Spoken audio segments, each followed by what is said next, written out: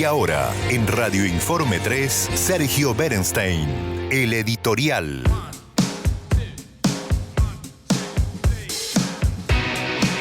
Sergio nos habla de los costos y beneficios del cepo cambiario y su impacto en el clima de negocios.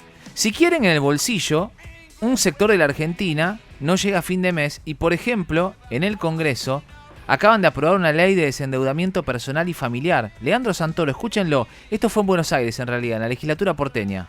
Quien no entiende que una persona que tiene deudas de esta naturaleza, no estamos hablando de deudas de juego, no estamos hablando de deudas como consecuencia de un gasto alocado e irresponsable, estamos hablando de gente que se endeudó para comer, no tiene por qué vivir bajo la presión psicológica que vive. Quienes están endeudados, además de tener la presión de saber que en cualquier momento le pueden embargar el sueldo o los pueden excluir del sistema financiero, cuando caen en la situación de incobrabilidad terminan siendo víctimas de un conjunto de hijos de puta que no paran de perseguirlo hasta el final de la cama con tal de hacer que esas deudas se materialicen. Y eso, en esos términos, no se puede permitir. No podemos permitir en esta ciudad que las víctimas del sistema encima tengan que padecer la crueldad y la codicia de estos sujetos. Así que, agradeciéndoles a aquellos bloques que acompañaron esta iniciativa para que sea ley y pidiéndoles también que empiecen a estudiar con nosotros la posibilidad de regular estas empresas de cobranzas extrajudiciales que son absolutamente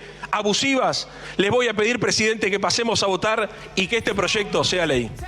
Esta es la mirada más social, el impacto político que tiene que ver con el bolsillo, con las familias. Sergio nos trae una mirada más amplia y macro sobre los costos y beneficios del cepo, el impacto en el clima de negocios en la Argentina. ¿Cómo está la cosa? Escenario de viernes, Sergio, a las 7:10. Hernán, ayer una compañía muy importante, se llama Morgan Stanley Capital Investment. A usted le suena el nombre porque Morgan Stanley es un banco de inversión de los más grandes de Wall Street, junto con JP Morgan, con Goldman Sachs, Bank of America. Morgan Stanley tiene una compañía satélite que funciona independientemente, que hace riesgo crediticio, parecido a lo que hablamos, ¿se acuerdan? De Moody's, de Fitch, entre otras. Bueno, esta gente, claro, analiza la regulación de los países y tiene un boletín de calificaciones. Los inversores miran esto para saber si, por ejemplo, cuando invierten en algún país raro como en Argentina, pueden sacar la plata. Ustedes dirán, pero si no la puedes sacar, ¿vas a invertir? Bueno, no, justamente. ¿Qué pasó a la Argentina desde el 2011 al 2015 y luego desde el 2019 hasta la fecha? Argentina implementó un conjunto de medidas regulatorias que se llaman controles de capitales que impiden el libre flujo, impiden que el que pone dinero se la pueda llevar. Y esto, entonces, claro, nos pone en una situación muy compleja, porque al margen del superávit fiscal, al margen del superávit comercial, de la solidez macroeconómica, si estás en una trampa y no podés salir, obviamente tu calificación no va a ser buena. Usted dirá, bueno, pero si hay un bono que tiene legislación en Nueva York y cotiza ahí, lo puedes comprar, cobrás el cupón en la medida que Argentina tenga solidez macroeconómica. Y efectivamente eso ocurre, ¿eh? Pero para que haya un flujo normal de inversiones, para que las empresas, por ejemplo, que están en el país, tengan condiciones ideales, no tiene que haber estos controles. Entonces, ¿por qué los gobiernos imponen controles? Respuesta, porque tienen pocos dólares. Si tuvieran suficientes divisas, dólares, euros, yenes, no tendrían necesidad de poner esos controles. Eso es una señal. El inversor dice, esta gente no tiene dólares, ¿cómo voy a poner plata si no me van a dejar salir? Bueno, le pide una rentabilidad enorme. O necesito mecanismos para poder de algún modo sacar la plata, aunque sea de forma más cara. Ahí está el contado con liqui, por ejemplo.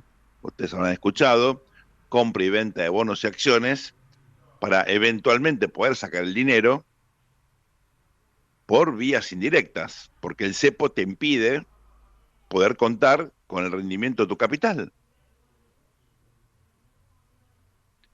¿Por qué entonces hacen esto los gobiernos? Porque al no tener suficientes dólares evitan corridas cambiarias, devaluaciones, inestabilidad macroeconómica. Es decir, toman una medida que es mala para evitar una situación peor. Bueno, bienvenido a la función pública, ¿no? En general eso ocurre.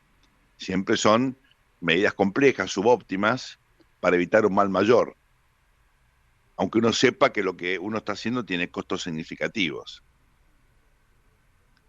Digámoslo, la decisión de imponer cepo es una mala decisión para evitar un entorno macroeconómico que tiene consecuencias aún peores desde el punto de vista social, aumento de la pobreza, la indigencia. Uno se asegura de ese modo no tener episodios muy traumáticos, pero el costo de no tener inversión o no tener flujo de inversiones normales. Tendrás alguna decisión muy puntual, o tenés que ser rigis, tenés que tener regímenes especiales que le permitan al inversor decir, mira, si sos una empresa normal, olvídate. Ahora, si tenés un régimen especial y podés litigar en Nueva York y te aseguran el manejo de los flujos, bueno, en la medida que lo respeten, podés contar con un canal adicional que no pasa por la legislación local. Entonces, la decisión de sostener el control de capitales es costosa. ¿La podés mitigar con cosas como el RIGI? Sí, podés. Pero, al mismo tiempo, los regímenes especiales generan, bueno, sospechas. Ustedes ya lo vieron con el control de las importaciones, que es lo mismo. Te faltan dólares, ¿qué haces? Controlar las importaciones. ¿Y qué había? Y un canal por detrás. Trucho. Se está investigando muy despacito eso. Mucha gente se pregunta por qué, hermano. Claro. ¿Hay algún compromiso de este gobierno con el anterior para no investigar a fondo? Esto es importante, porque ustedes dirán, y bueno, ¿y con el RIGI no puede haber ahí algo poco transparente? Bueno, sí, de hecho ahora hay un super RIGI. Hay gente que dice, ¿Dios crees que yo entierre plata acá? Dame beneficios especiales.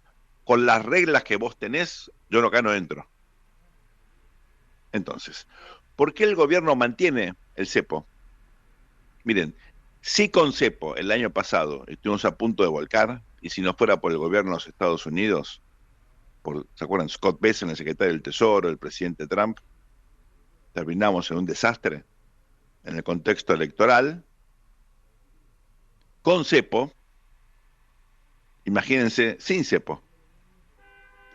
En la medida que la Argentina tiene este problema endémico de desconfianza en las reglas del juego económicas, de desconfianza también, hay que decirlo, ¿no?, en los derechos de propiedad, de problemas muy serios en el manejo cambiario, bueno, los gobiernos prefieren el mal menor, que no haya inversión suficiente, excepto con mecanismos especiales como el RIGI, pero contener un eventual flujo en contexto de incertidumbre política. ¿Por qué esto es tan importante? Porque vivimos con parches, señores. El RIGI es un parche.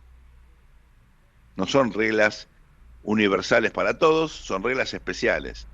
Y encima, ¿qué te dicen? Si hay litigio, en Argentina ni loco. A mí no me metas en Comodoro Pi, no me metas en la justicia. Litigar afuera. El RIGI consolida el hecho de que los inversores desprecian a la justicia argentina. Ratifica la desconfianza en el sistema judicial. Es decir, pone blanco sobre negro sobre la situación institucional de la Argentina. Si tus inversores no confían en las reglas que vos ponés, no te creen,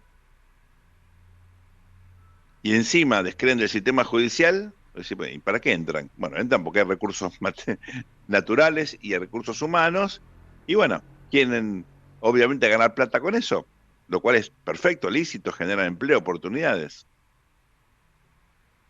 Entonces, ¿cuál es la buena noticia? Ayer fue un día espectacular en ese sentido, que Argentina está de a poquito entrando en un boom exportador. Es decir, en algún momento en el futuro cercano, 3, 4, 5 años, van a sobrar los dólares. Si sobran los dólares, el riesgo de que no te dejen sacarlo desaparece, porque vas a tener dólares de más. Más aún, van a empezar a escuchar un término, enfermedad holandesa. Algunos seguramente ya lo escuchó. ¿Qué es eso? Bueno, en Holanda del siglo XVI y XVII hubo un fenómeno de boom de exportaciones. ¿Y qué ocurrió? Y se te aprecia el tipo de cambio. En esa época entraba mucho oro, y la moneda doméstica, claro, vale mucho. Es una situación extraordinaria donde hay un recalentamiento de la economía como consecuencia de un boom exportador. ¿Qué hacen los países para evitar eso ahora? Hacen fondos anticíclicos, hacen fondos de inversión que únicamente pueden efectivamente orientar los recursos hacia activos externos para evitar un sobrecalentamiento de la economía doméstica. Ojalá tengamos ese problema, ¿eh? Eso es el problema de países que le va muy bien. Nosotros estamos todavía buscando el ascenso, ¿eh? ¿Por qué el ascenso? Y cierro con esto, Hernán. Porque justamente esta empresa, Morgan Stanley Capital Investments, ayer mostró el boletín, y el país, por tener el cepo, porque todavía tenemos el episodio no menor de las elecciones del año que viene, y el miedo del gobierno de volver a tener que enfrentar una corrida, el miedo también que la administración Trump el año que viene, si hay una corrida similar, bueno, no nos ayude, como el año pasado, porque Trump puede perder las elecciones de mitad de mandato, porque tiene presiones internas para, en todo caso, explicar por qué la Argentina sí y otros países no. Entonces, frente a eso, prefieren estar curados en salud y no generar un canal adicional que facilite la salida de capitales de la Argentina. Entonces, fíjense que esto, y concluyo, pone de manifiesto que estamos en una situación irregular todavía, lejos de haber hecho todos los deberes, de haber hecho todo el esfuerzo para ser un país normal.